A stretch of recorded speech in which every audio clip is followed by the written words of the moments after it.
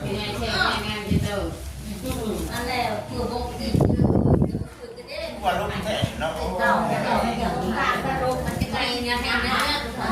การกระตุ้นการเป็นการเป็นคนว่าจะได้ท่าแป้งกันครับวันรุ่งแท้เเดือดหาแห้งหนาวเนาะ แห้งสิบอย่างไปทางไหนคนนี้เนาะวิ่งที่ได้อยู่ในเงินทางไหนเป็นแบบนี้ หนาวเลยสิจนที่14-15ชั่วโมงเกือบคุ้มมือเอาพวกแห้งเลยนะ หมดแล้วนี่หมดแล้วเด้อเนาะ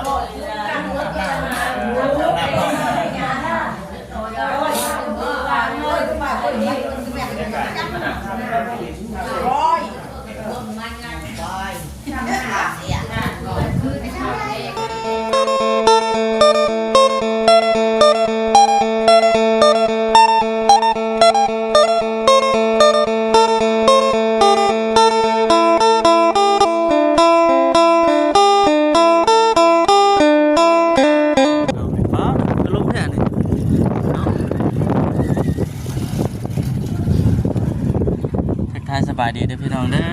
เนาะมื้อนี้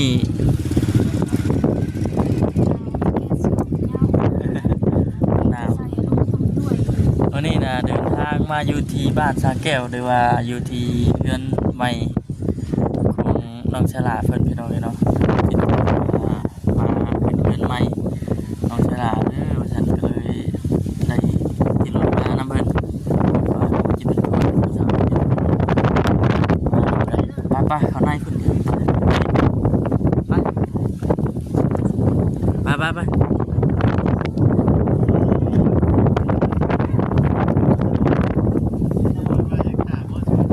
โอ้ยยังมาท่านได้นั่นบ่ยังท่านสูดอยู่มาดีเด้อหลายมือเลยบ่ได้ออกมาบ่ถึงหน้าจักเพิ่นไปทางใดมื้อนี้ผู้ไปหาเพิ่นคือว่ามีทางไปแน่อันนั้นไปจ้ะขับไปเบิ่งข้างในก่อนเด้อไประวังเกือบลงเกือบเด้อ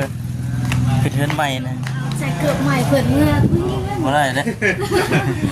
ถือเกือบเก่ามากแบบนี้เอาเกือบใหม่เนาะบ่ได้แล้วแบบเฮ้ยจะสามข้างหน้าว่าจะสาม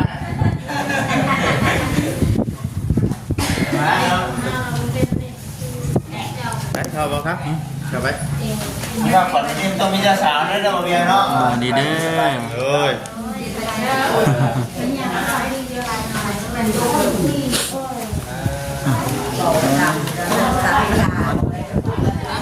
ตามเดิมอะไรน้องหนักแล้ว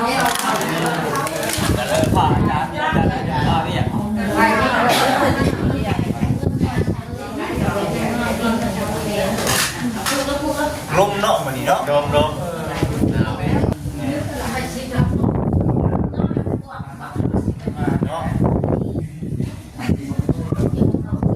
ขอถามได้เนาะไปได้แต่ที่ต้องอยู่เพื่อนเอาไปดิโอ้วันไหนเนี่ยมุดน้ำมาเวียงนะมันนี่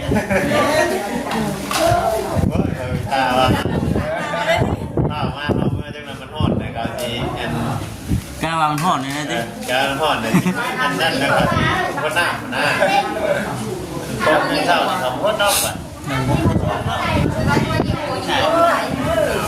ไงลมทั้งคือลมด้วย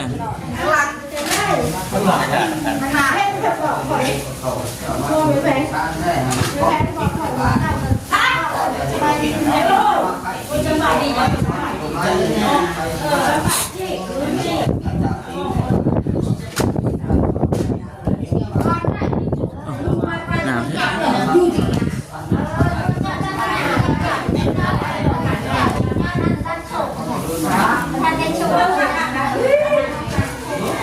หมอสูตรยังไม่เคยมาอยู่ยังไปงานจริงๆงานแล้วอยู่คุณเป่าโมงเนี่ย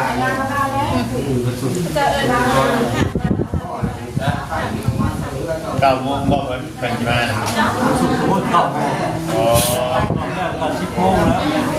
9 โมง 10 โมงหมดแล้ว วันนี้นะตายคิดค่ะถามมากเหมือนกันว่า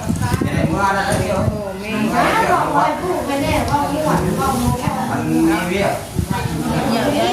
เขาเป็นเปิดโรงงานกินหลังกินเพื่อเดี๋ยวเขาเห็นยังเลยตอนนี้ก็เห็นเขา สิเมื่อกับเมื่อเป็นคนเนาะก่อนเอาตัวเป็นผู้ก่อน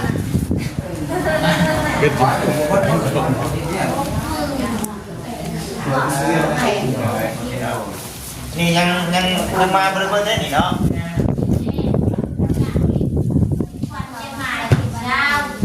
เสียงอยู่บรรยาย แล้วเพื่อ ข้าวว่าก่อนมาใส่แล้วท่านเมียนเพิ่งมาแต่เช้าเนาะมาพบกันนี่แหละกันไป แล้วก็หักก็หอดบ่มันจ้ะ แม่ถ่ายกับถ่ายคลิปคือกันนี่ ได้รังกันบ้านเอาเลยกันเนาะ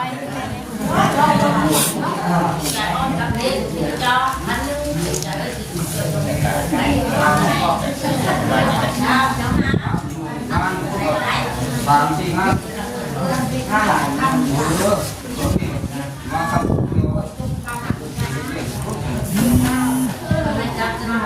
น้ำก็แก่ครับ ไม่ได้ติดสายเลย เฮ้ยจะไปวันนี้สิอยู่ในเรื่องวันนี้เลยเนาะใน น้องลมแห้งเลย นอกเชฟมากินมาแย่เลย โชว์ได้ทุกอย่างเราขายโบนะวันแม่อะไรตัวนี้จะไปมาที่บ้านเราชุบยาเลยนี่ก็ทำแล้วเนาะ โอ้ถูกรับผิดพ่วงอยู่รู้เร็วดีกันหมดนะ เนาะลูกหมูปลาฉุนเนาะวะหมูปลาผุ่มเนาะหมูปลาผุ่มก็ได้เจอข้าว เป็นมีเรียกคนไปได้เนาะมีเรียกคนอื่นไปได้ ลงมือลงมือว่าแต่สกัดติ้งเนาะเนาะไม่เด่นเห็ดตัวต้องตายก็มองไปเลย ต้องได้นะผู้หญิงเนาะหนาวบ้านหนาว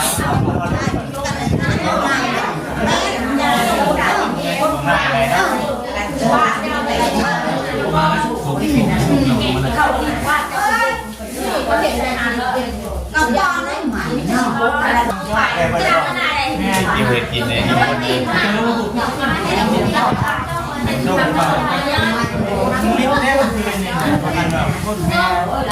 ยวอะไรคือโบกี้ วันลูกแท้เนาะ การประโลมมันจะไงเนี่ยเนี่ย การทำลูก ว่าจะได้ท่าแป้งท่าแป้ง วันนี้คนไทย เดือดหางแห้งหนาวเนาะ ให้คิดว่าอย่างนั้นไปทางไหนคนนี้เนาะวิ่งที่ได้อยู่ในเงินในโอ้เป็นแบบนี้ หนาวเลยสี่เย็นจนบางที14-15ชั่วโมงเกือบก็มือเอาพวกแห้งเลยนะ หมดแล้วนี่หมดแล้วเนาะ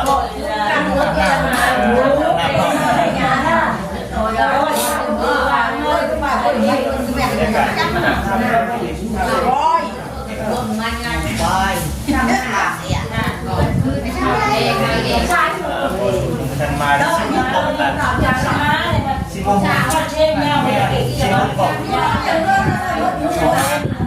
ต่ำสิ ภาษา อันนั้นมาว่าจะเก่งมากมาใครเก่งไหนว่าเข้าเข้าเข้านะเก่งเมื่อนอนมาแล้วด้วยว่าด้วยข่าวนิดหน่อยด้วยจับความสดจับความเองนะคือแค่ให้เราว่าตอนมาทำแรกนะจะได้มาที่แรกนี่ได้คอมเมนต์เราเชื่อว่า ฮะ เ ห็นทานแน่แล้ว คนทยอยเข้าไปปลูกนะพี่น้องเอ้ยเนาะนะ เพิ่นยังลืมลูกชายเพิ่น ฮะ แม่เพิ่นยังให้แต่ทุ่มผมลูกชาย เออ เด็กหาเด็ก เลือกไข่ที่เลือกไข่ เขาสิ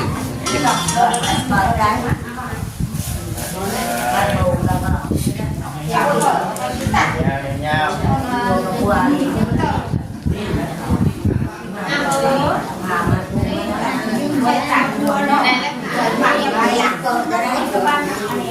ตลาดเขตเนี่ยขนาดเนาะ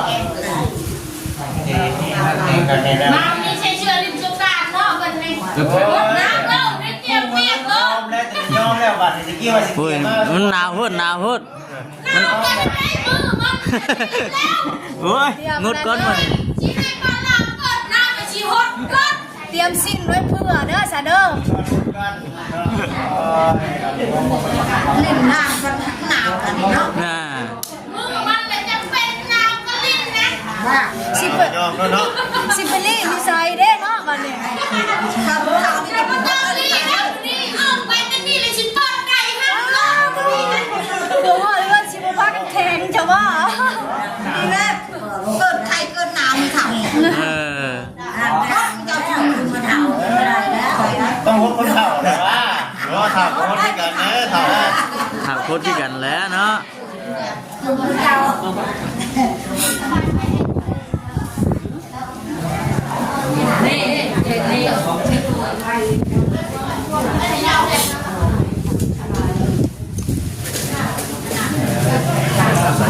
มาแล้วคนนี้ แดดกินน้ำมันเมื่อเล่าป่ะ ขาดแต่หมดสูตรมาอันเดียว สูตรแม่จะมายาแล้ว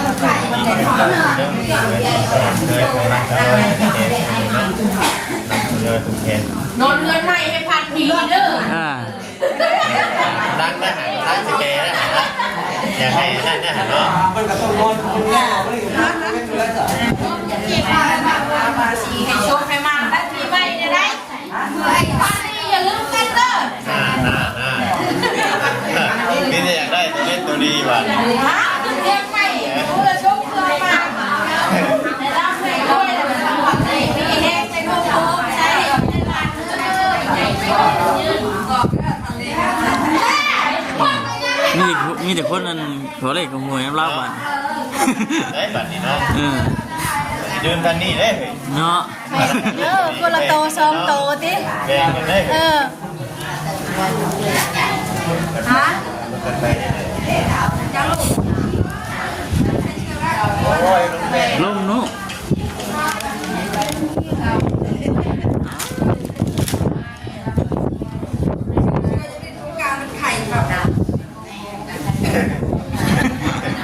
เสียอีกดินสงการมันเป็นใครจังติ ไปชื่อมาเด้อพี่นาเด้อวันนี้เด้อผมเอาเตรียมให้ก่อนดิ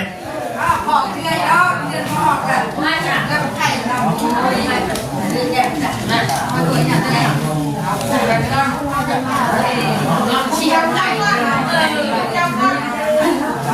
เดี๋ยว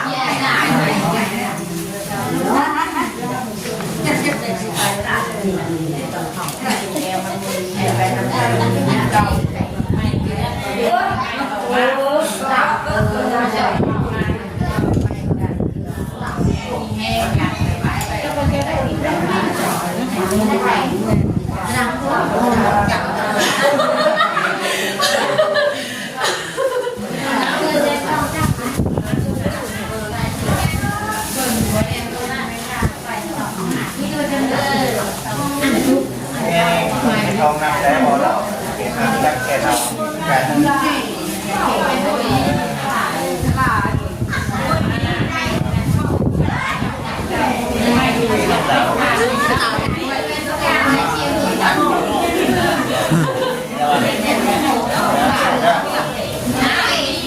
ได้ก็ได้นะคนละคลิปเลยบอลคลิปใหม่ได้แบบนี้โอ้ย ชอบกินหมูกระทะ แม่นั่งวันนี้เนาะ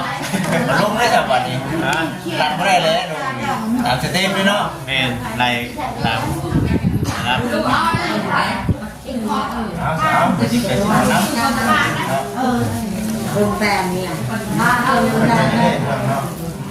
จะน่าแก่กว่าเสียงหลายดาวดาวเนี่ยตกแต่ง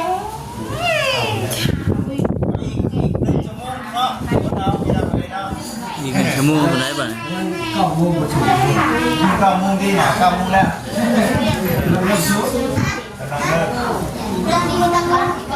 เอาแล้วสิพูดแล้วนะเมน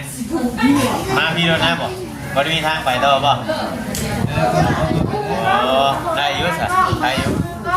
ดิ้นมือหญิงหลายเนี่ย5 คนใช่ป่ะ พอแห้งเนาะผู้เป็นหมอสูตรพอแห้ง นี่บ้านเขาก็ลายเพื่อนได้พอดีเนาะ หลายเลยเนาะ เอาเงินดีพวกนั้นขำนะก็หนักเงี้ยขำเลยหายเนาะ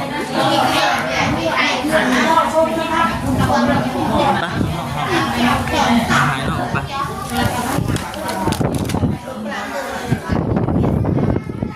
น้องเนาะแต่ว่าถ้าทางหมอสูตรขึ้นมาก็จังสีได้ไปผูกคอต่อแขนเนาะว่าซั่นพุ่นป๊าด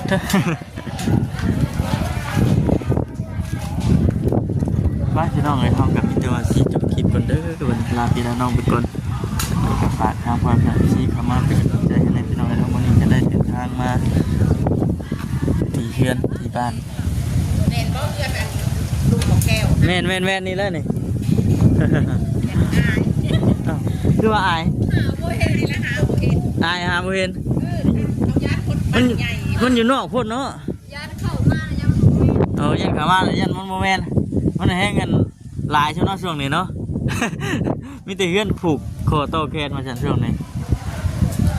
เอาพี่น้องกันนอนอยู่ดีมีแห้งด้วยพี่น้องเด้อสบายดี